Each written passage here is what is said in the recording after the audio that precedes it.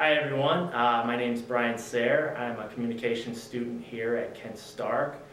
With me is Dr. Bei Cai, professor here on campus.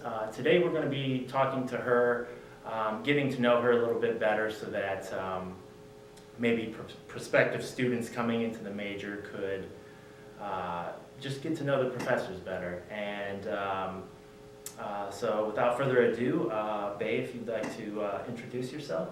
All right.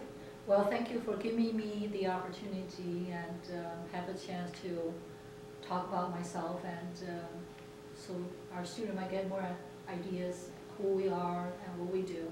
So thank you for this opportunity. My name is Bei Cai, and I came from China to the U.S. in '93.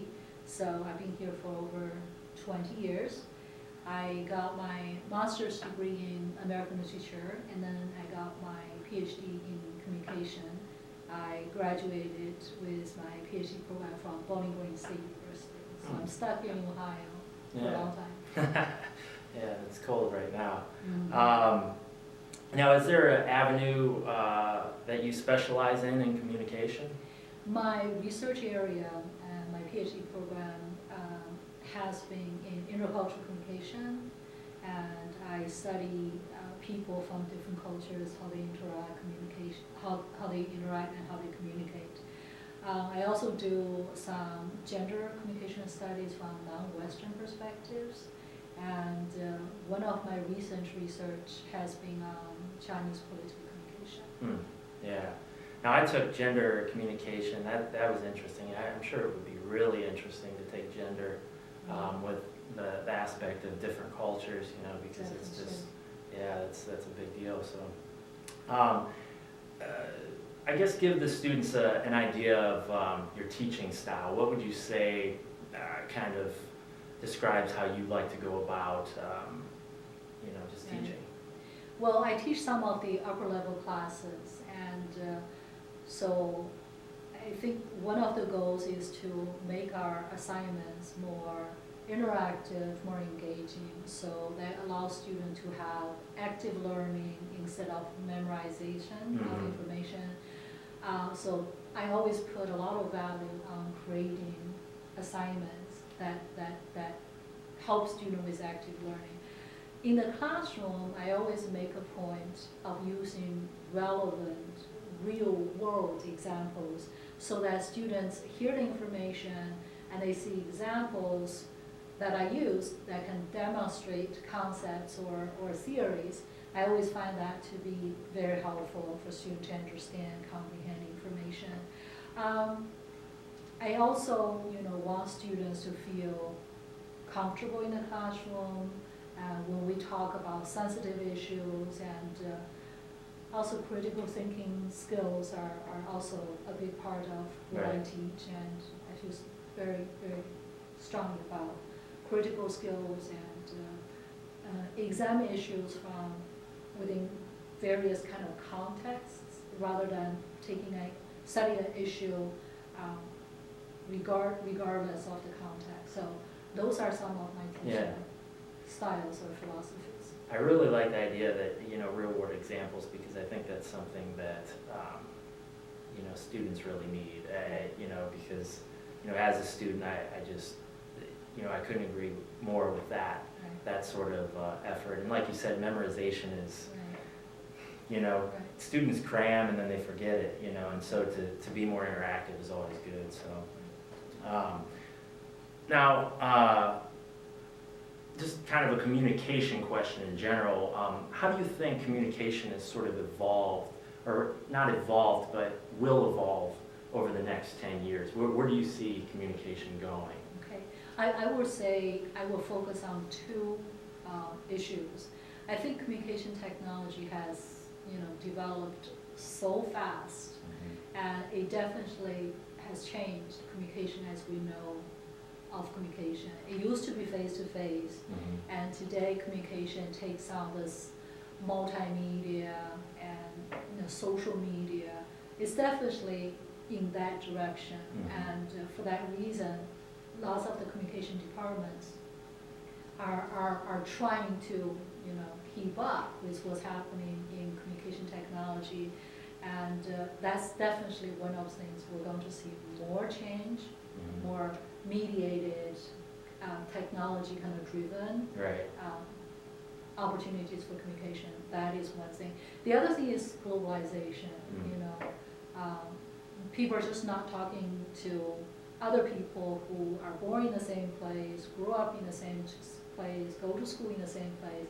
We're seeing people, you know, students who graduate, they're going to work in companies that have overseas operations, and they have to work with people from other countries and cultures. So I would say our communication is taking on more of a global dimension. So our students need to be trained and be more exposed to global experience, global knowledge, and global skills. Yeah. So, I was fortunate to go to Italy in January, and that was my first experience overseas, and so I can see. I mean, and Italy's not a huge leap culturally, but it's still a leap, right. and so like you know, I can see like a major why that would be a major skill. So. Right. Give us an idea why you think someone should get a communication degree. Just a short, you know, kind of answer. Well, you have lots of surveys, and they all have something in common.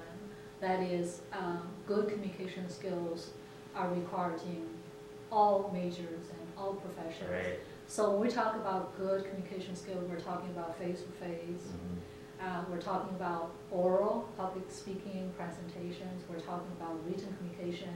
And add to the list, we're talking about social media, online communication. Right. So how important communication skills are for all majors and degree programs.